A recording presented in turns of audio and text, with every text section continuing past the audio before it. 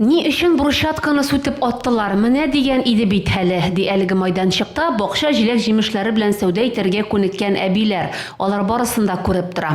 Матур инде, матур ватылмыйдыр ялар. Вообще шундый яхшылары.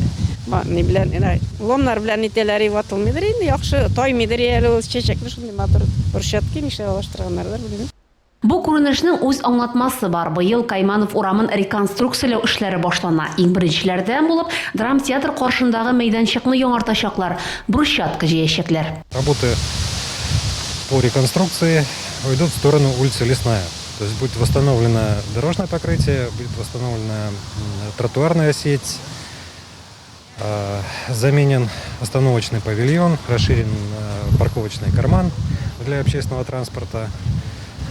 Ну и, соответственно, озеленение. Төкләндерү эшләре театр бинасыннан алып Менделеев урамына кадәр алып барылачак. Биредә Кайманов һәм Татар дәүләт драма театры исемен йөрткән Туфан Миңнуллинга багышланган һәйкәл дә урнаштырачаклар. Реконструкцияның беренче этабы көзгә тәмамланыр дип планлаштырыла. Гөлия Нигъмәтуллина, Альбина Вәлиева, Рафаэль Рәкыйпов, НТР яңалыклары.